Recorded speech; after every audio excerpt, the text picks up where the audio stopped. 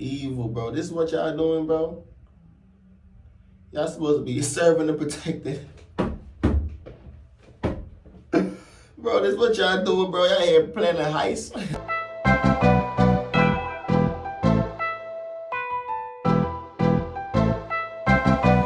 What's up, Cash Gang? It's your boy Cashout, Denzel, man. Back with another video for y'all boys, man. Finna rap, your ex-drug dealer comes home with 3 sons dead after serving 20 years in jail, man. Like, imagine coming home, though, after 20 years and 3 of your sons are gone. Let's get into the video, man, y'all boys. Let's see what about to happen here. It's something crazy, man. Jacksonville police detective who has been arrested in the robbery and murder of a businessman at his Deerwood home more than 20 years ago. William Barr and his ex-wife are both charged with killing Saad Kawaf, who was stabbed to death. 30 Minutes police have wrapped up an 8-hour investigation at this West Side home. Man was found shot to death in the driveway there. When we last heard from police just after 3 o'clock this afternoon, they said they didn't have much information. In more local news, a Jacksonville father who lost 3 sons to gun violence is starting an organization to mentor young men. Daryl Croden created the Janitor for Life organization years after he was incarcerated. Over the weekend, a Jacksonville, Florida dad had went to the local news to speak out on him starting a foundation for dads who lost their kids due to gun violence. Now, the reason he started this foundation was because he lost 3 sons himself due to gun violence. Wow. In the span of 9 years, all while the dad was incarcerated. Now, losing 1 kid is enough, but losing 3, I can't even fathom how this man felt. But it was something else that stood out to me in that brief interview that the Florida dad gave the local news. And that was the fact that all but 1 is unsolved. And I found that to be a little alarming. So I wanted to shine light on this story, give love, respects, and condolences to those who lost their life and the families that's affected. But I wanted to bring it to you guys' attention as well. And fam, you know when I do my homework, I'm really doing my research to a T at this point. And I'm combing through all public facts to bring it to you guys' attention. And to say the least, fam, it got to a point where I wonder if all the information was stopped, which is not always the case for some of the stories that we cover.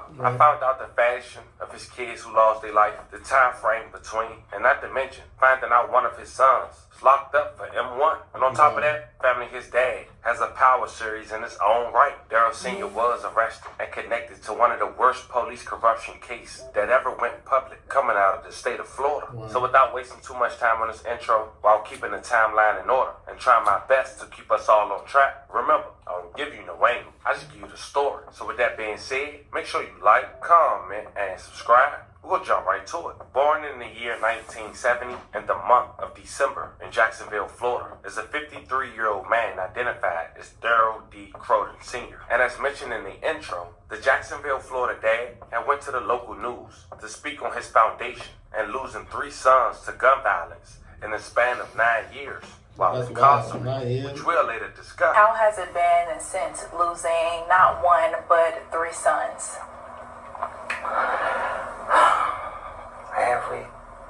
It's one of the things I wake up every day and think about too, is that if I could have been home, because I did a prison bid, that I was gone away from the middle parts of life where they needed their father.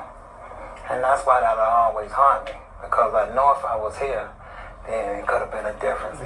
Yeah, so that's a big fact though, brother. That's a big fact. If you wasn't there, probably a lot of decisions that they made, they wouldn't have made it, bro. For me, it's like they know. Sorry about that, y'all. That's outside. It's like they know. They knew that their father was in the streets. Their father was a big drug dealer, whatever the case is. So they were just following the footsteps. For me, so I'm pretty sure if Pops was out of jail, for me, Pops would have probably told him like, nah, y'all not gonna do this. Go to school, get right. For me, but for me, like I'm saying, it got a lot to do with. You got a lot to do with the figure of whoever around your kids, bro. For me, I gotta be in your kids' life and shit, bro. I'm telling you, it's very important, bro. It's a lot of part. Y'all play a big part in your kids' life, bro. Big part. If you're not there, they get influenced by other people that's doing stuff that you don't want them to do. So it's like, you gotta be there, though. Way of thinking. Not only did he lose 3 sons to gun violence, but also his brother. You know, I feel bad when I have to look at my mama from time to time and see the burden she have to carry. I losing a child, and it's still a cold case. Yeah, you lost and 3 too, bro. With my kids, they have a capture. They have a suspect for 1 in custody for Now he has started an organization called Janitor for Life to mentor young men and to educate them about gun violence. Nobody never think that kids will die the way they are now. Not when it don't have to be. Right. Not when it could be some better guidance there. Right. To show them and give them more options. Not to That's what I was saying. like have to always Google it or look at it on the internet. But to have people like myself that they can come talk to personally. A father working to prevent more gun violence from happening. But this dad also made headlines after the passing of a local Jacksonville, Florida rapper just this past week. How did Folio get in this video? Hold on, let me see what's going The on. last week, Ain't no way. a young man who was most known for his disrespectful diss tracks. He was identified as Julio Fulio. Now, when the Florida rapper had lost his life, Daryl Sr. went to his Facebook and speak on the rapper losing his life and even mentioning him dissing his sons in songs. He wrote, Bro, how many people were you beefing with, brother? Bro, it's like you was beefing with the whole goddamn world, brother. You had too many different stuff, bro. You got too many different stuff going on in your life, brother, that you beefing, like, to the point his pops lost 3 sons and said that you were dissing his son. And he took time out of his day to come repost something saying that, yo, look how karma be different, brother. just sitting back, thinking about my kids, and this young man who just lost his life, he always had something to say about my son after his death. Will this make me happy because he's gone? Not at all. No. I'm not a gang member. I'm a parent, and this was someone's child as well. Rest in peace, big baby. Now, under that comments was a number of parents to the kids that Julio Fulio dissed, which I'll later cover in another video, so you guys won't be confused for this one. Now, as you can see, Jacksonville is like most cities in urban areas. It's small if you live there, and it's a high chance that something you do can cause an effect to someone you know or even someone you love. Now, fam, before we really speak on Daryl Sr. kids losing their life and go into details, it's important we speak on him, a man who, as we mentioned in the intro, was part of one of the biggest public cop corruption cases thus far, coming out of Florida. And fam, I think most of us can agree. The men and women in blue, they stick by each other. So when this happened, it had to really be bad to be exposed. Now, Daryl Sr. did almost 20 years in prison since the early 2000s. After his mans he was allegedly moving work with back in the day had snitched on him, and a couple of cops that they had on payroll in 1999. It was the spring of 1999 when a suspected drug dealer named Derek Smith had gave names of cops who was on his payroll and a drug dealer to go by the name of Daryl Sr. Wow. And the reason that drug dealer gave up that information is because in 1999, 3 cops was indicted, and all but one cooperated on a cop who was on the force for just 3 years, named Carl Walden. Now, this unfortunate case was a movie in itself. The other 2 cops involved was identified as Eric Sinclair and Jason Pugh. Now, these cops is a prime example of cops abusing their power and badge and the trust of hard tax-paying citizens by robbing them, extorting them, and even killing them. And when it came to robbing these people, these cops was as grimy as it get and was very detailed in their schemes. They even had local drug dealers play a role in robbing them. And when any big drug dealer, bro, any of these big drug dealers, any of these people like that, bro, they all the dudes connected with police, bro, because in this drug game, bro, you can't really do certain shit if you don't got like police on your side, gang, for me, because it ain't gonna work. So they be putting police on their payroll. That shit, oh man, and that shit just don't be right, bro. Like, how you a gangster and you trusting police, bro? I'll take my chances without them, bro. Fuck it.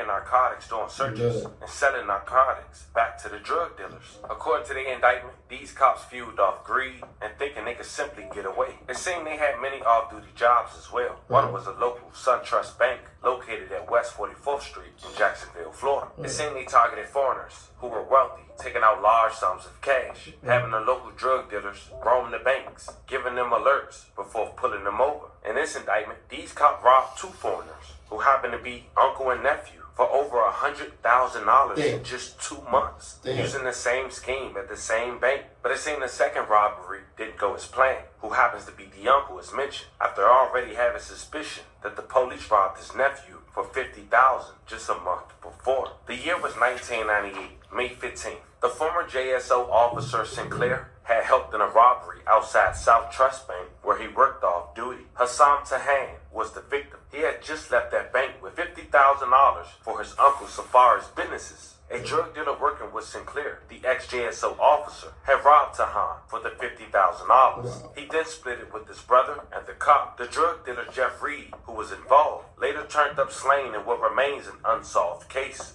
And 2 months later, July 3rd, 1998, former JSO officer Carl Walden twisted a black nylon rope around Sammy Safir's neck and yanked tight. The arteries and veins pumping blood through Safari's brain were squeezed so hard that he blacked out in about 8 seconds, losing memory of a routine day that turned horrible. You see, earlier that morning, Safar had stopped to one of his 3 convenience stores and then to the bank. Safar walked into the South Trust on West 44th Street at around 9:36 a.m. He left 19 minutes later with $51,000 to cash payroll checks. Former JSO officer Walden had his brother-in-law assist. He was identified as James Swift Jr. He strolled from a nearby convenience store carrying chips and a water. The other former JSO officer McClain had, quote, "Get back here. He's coming out." Officer Walden's brother-in-law Swift had hopped in the driver's seat of a blue Nissan Maxima with the ex-JSO officer McClain talking to Walden by cell phone. He's leaving. 3 to 4 seconds later, car 1041 stopped Safar a few blocks away. Former JSO officer Walden planned to drive Safar off under the illusion he was being arrested on a warrant. The former JSO officer McClaw and Swift, as we mentioned, Walden's brother-in-law, would then swoop in and steal the money from Safar's abandoned vehicle. But the plan went terribly wrong. Bro, that's evil, bro. This is what y'all doing, bro? Y'all supposed to be serving and protecting. Bro, this is what y'all doing, bro. Y'all here planning a heist. Y'all boys over here planning a whole heist, bro. What are y'all?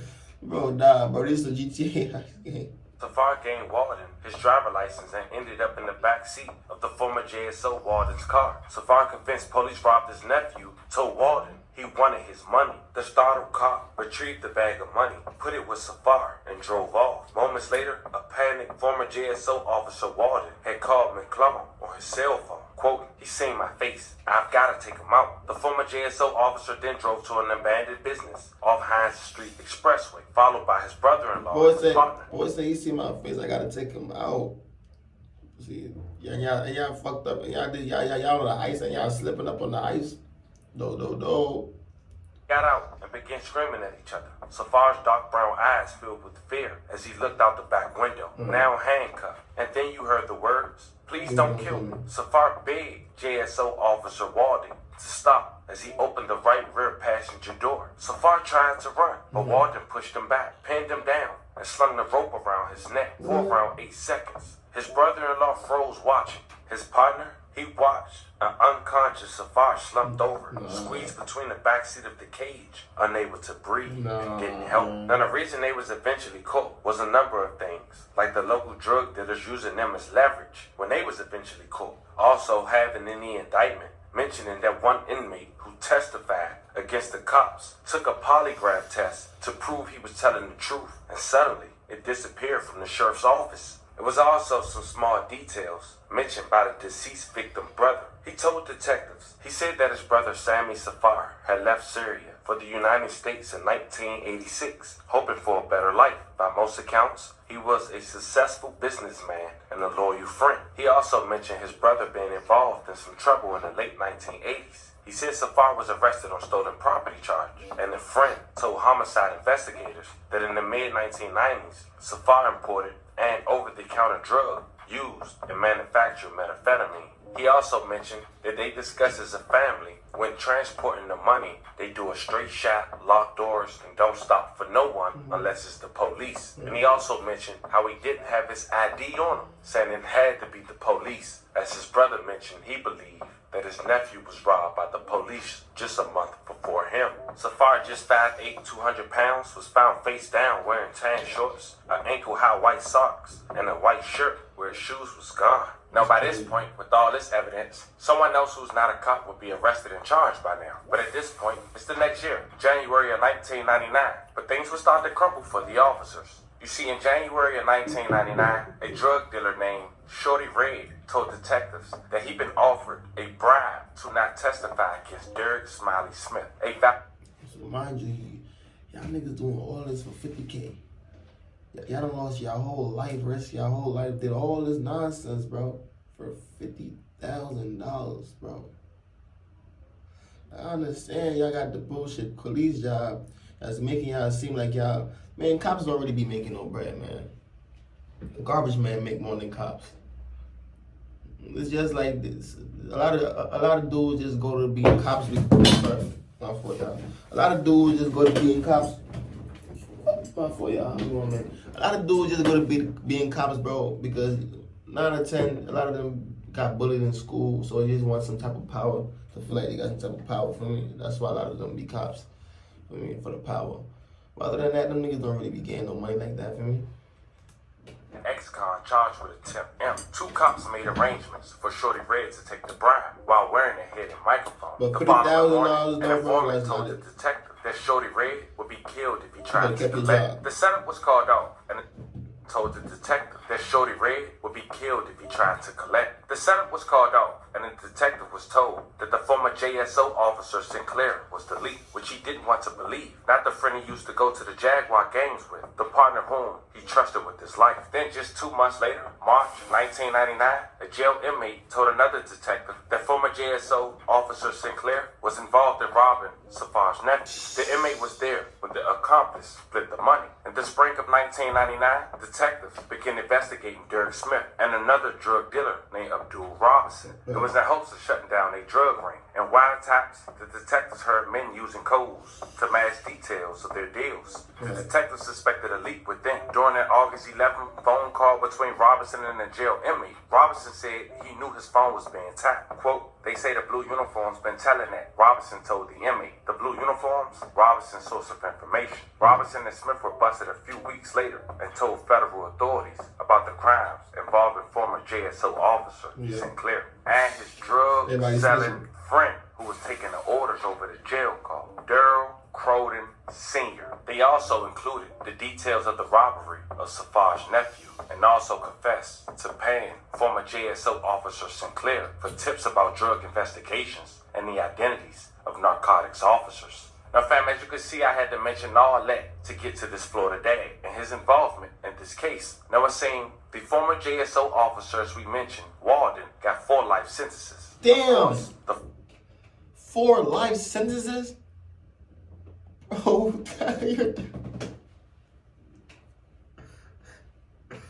brother, that means you're dying 4 times and you're gonna come back to jail, bro. I mean, you can die 4 times, gang, and you're gonna return back to jail every time you die for another life sentence, bro. That is crazy. 4. The dad, Daryl Sr., you got almost gotta 20 get comfortable, years. brother. Now, that was a lot, but I You still lived there, man. dumped That's it your down. house. So 50 Cent get in contact with the family, but it's years. Now, that was a lot, but I still dumped it down. So 50 Cent get in contact with the family. But it's something else I want to point out before we transition to Daryl Sr. kids. An undercover agent who testified against former JSO officer Carl just a year prior was arrested a year later with his wife for doing the same thing to another man. Check it out. The retired Jacksonville police detective who has been arrested in the robbery and murder of a businessman at his Deerwood home more than 20 years ago, William Barr and his ex-wife are both charged with killing Saad Kawaf, who was stabbed to death. News4Jack's records show another murder with similarities. 1 year earlier, a different businessman, Sammy Safar, was killed by another former police officer, Carl Walden. Yeah, that's what happened. This is what happened when these cops be thinking they got too much power and they done did so much dirt in their careers that to the point where they think like, oh my God, I done did so much damn dirt, I can't get caught, shit. And then they go do some shit like this, killing somebody and think that they gonna get away with it. Nah, brother, you gonna get your ass, gang. A prison sentence right now. News4Jack's reporter Janice Harris looked into the background of these 2 officers and whether they knew each other. Yes, they knew each other. In fact, Baird testified against Carl Walden in a federal case that Walden's now serving prison time for. I hope y'all give these folks the same treatment y'all gave the other dude, I mean, because they did the same thing. They both killed somebody and they both cops. They say, I hope y'all get, bro, the same thing. Hey, don't be biased. The 4th of July may be a celebration for many, but for Sammy Safar's family, it will mark 22 years since he was murdered by a then JSO officer, Carl Walden. Walden was found guilty of killing Sammy Safar, a North Side businessman. The murder happened in 1998. Before Walden's trial, all other defendants reached plea agreements with federal prosecutors, and most of them testified against Walden. Also testifying was police officer William Bear, who retired right before the trial. Bear was a government witness against Walden. Now Bear is facing a murder charge too. Here are the similarities. Both former JSO police officers are accused of killing store owners. Both store owners had thousands of dollars in cash. Walden murdered Sammy Safar in 1998, and Bear is accused of murdering and robbing Saeed Kawaf in 1999. This is the conviction of the person who's in prison. Local attorney Randy Reed, not affiliated with the case, says if Bear is convicted, it could force JSO to reevaluate any case Bear ever participated in. But in this unique case, because it would be under what's called newly discovered evidence, it has the opportunity to open up arrests and convictions that he may have been a part of. Reed says though Bear is facing a murder charge, that doesn't mean he lied while testifying against Walden in federal court. We have co-defendant murder people all the time testifying against one another. So they're to weigh. Why you can't be lying? Yes, he could. What you mean, bro? Come on, stop it. They probably knew. Wait, did they know each other? Yeah, they do, because he's testifying against the dude, so they knew each other, bro. They was on that together, bro. Stop it. And Walden's actions have similar scenarios, Yeah, but they a was on that judge or together. jury will have to decide if Bear is guilty too. Yeah, Walden's bro, attorney. Come on, bro. Don't, I just told you I don't do that, bro. Don't do that because it's that color and this color, bro. They both on that, bro. Just lock both of them up, bro. For me, we don't be on that type of stuff, bro. They both did it, bro. Insisted that he was, quote, a victim of lies from a group of corrupt officers and witnesses. Reporting live from the Jacksonville Sheriff's Office, Janice Harris, Channel 4.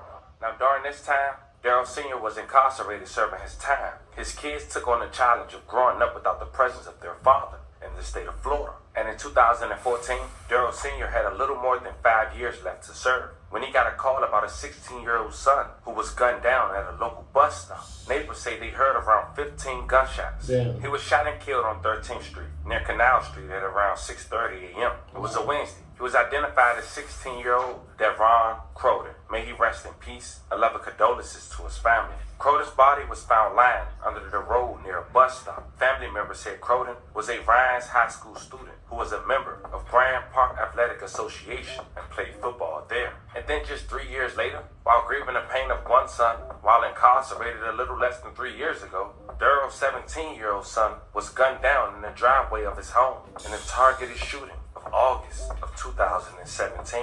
It was August 1st, 2017. A body was found deceased in the driveway of the 1000 block of Shelby Creek Road. He was gunned down on the west side of Jacksonville, with the victim later identified. Them boys was deep in the streets. Them boys, to kill 3 sons, and all 3 of them boys was deep. Con back, may he rest in peace. I love condolences to his family. 30 minutes, police have wrapped up an 8-hour investigation at this West Side home. Man was found shot to death in the driveway there. When we last heard from police just after 3 o'clock this afternoon, they said they didn't have much information. But we're learning more about the man who died from family at the scene. The shooting was reported at about 1:30 this afternoon on Shelby Creek Road, just south of Normandy Boulevard. Channel 4's Corley Peel is joining us near that home. Corley? Right now, police don't know who shot the man outside the home, but a close family friend told me they're hoping justice will be served. Frank Gorman says he couldn't believe it when he heard his friend's son was gunned down in the middle of the day. He's a good, hard-working person who was at work to find out that a tragedy had taken place at her home, and so she came home to, see what was going on, and this is what you come home to find. When police got to the home on Shelby... I'm not really understanding this video, y'all, bro. I'm gonna keep it 100.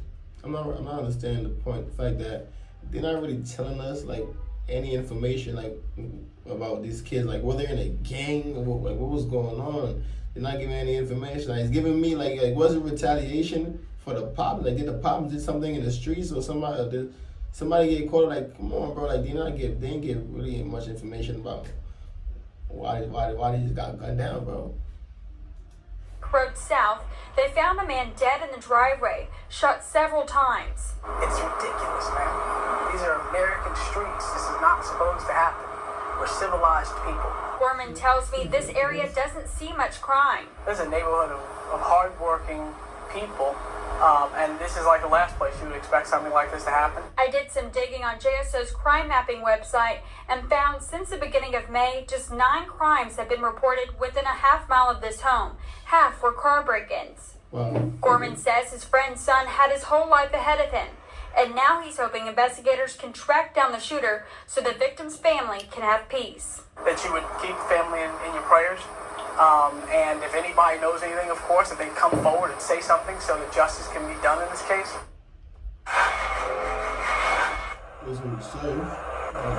Detectives are talking to neighbors and witnesses and looking at surveillance video in the area. Those with any information about this investigation are asked to call Crime Stopper. 5 years later, someone would be arrested for Raekwon's demise. The Jacksonville Sheriff's Office had made an arrest on October 11, 2022. Raekwon Malik Howard, 26 years old. But it seemed Darrell Sr. couldn't get a break. 9 years since the demise of his first child, him walking out of jail, he would still get a call that he lost another child in 2023. It was October 2nd, 2023. Darius Murray, 28 years old, was shot to death. Little details has been released to the public, and no one has been... Them boys was in the streets, man. Them boys was definitely in the streets. That's a fact. Them boys was in the streets, man.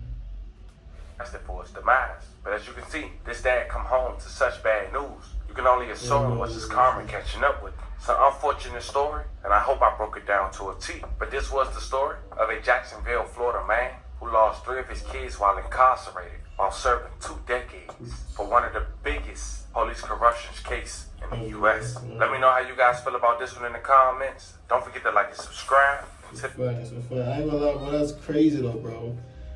Serving 20 years, bro, and you hearing your kids just dying, bro.